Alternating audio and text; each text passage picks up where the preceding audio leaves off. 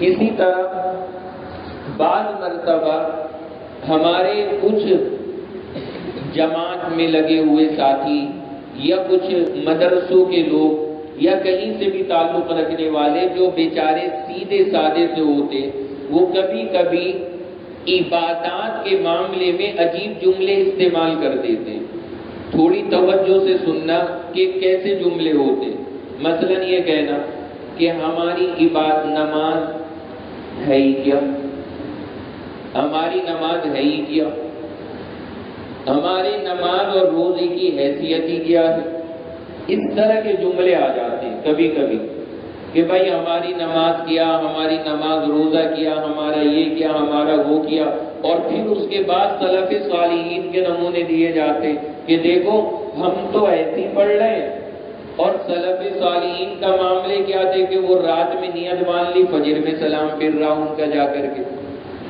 تو بندہ کبھی کبھی کیا کرتا ہے، اپنی نماز اور اپنے روزے کو کم حیثیت دکھانا شروع کر دیتا ہے کہ ہماری اس نماز اور روزے کی کوئی حیثیت ہی نہیں ہے۔ ایک بات یاد رکھنا کہ ہماری جو نماز اور ہمارا روزہ ہے، اس حیثیت سے ہم اسے کم سمجھیں کہ ہم نے پورے آداب کی رعایت نہیں کی، تو واقعی وہ کم ہے سلف صالحین، نبی اور صحابہ کی نمازوں کی اور عبادتوں کے مقابلے، کہ جس درجے کے ساتھ ہمیں ادا کرنا چاہیے تھا وہ ہم سے ادا نہیں ہوا۔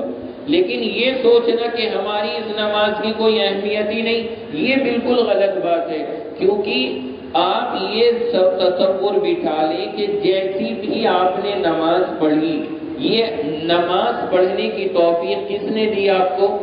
اللہ نے دی ہے۔ تو اللہ نے نماز کی توفیق دی، جیسی بھی توفیق ملی اللہ کا شکر ادا کرنا چاہیے، اللہ کا شکر ادا کرنا چاہیے کہ یا اللہ آپ کا شکر ہے، جیسی بھی آپ نے نماز پڑھوائی ہم شکر ادا کرتے ہیں آپ کا، کیونکہ اللہ کی توفیق شامل نہ ہو تو بندہ نماز تک نہیں پڑھ سکتا۔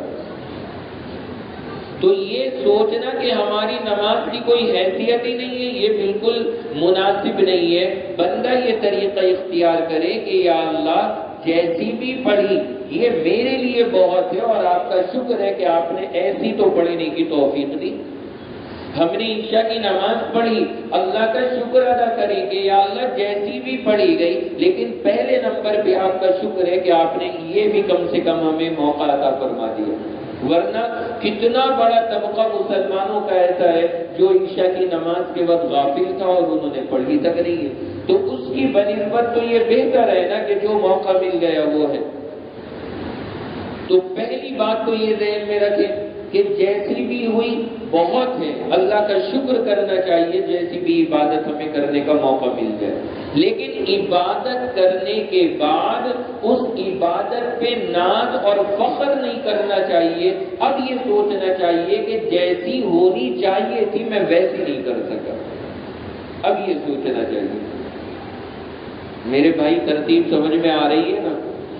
جب بندہ عبادت کرے تو ابتداءً کیا سوچے کہ جیسی بھی ہوئی یہ اللہ کا شکر ہے، اللہ نے ادا کرا دی، لیکن ادا کرنے کے بعد میں اس پر تکبر اور ناز نہ کرے۔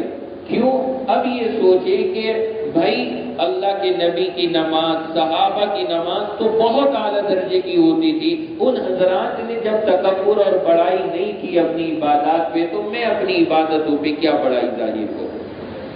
تو یہ دو ترتیب الگ الگ ہے، بندے کو دونوں کا لحاظ رکھنا چاہیے، اپنے اعمال کو ایک دم سے یہ نہیں کہہ دینا چاہیے کہ ہمارے اعمال کی تو کوئی حیثیت ہی نہیں ہے، نہیں، اللہ کا شکر کریں۔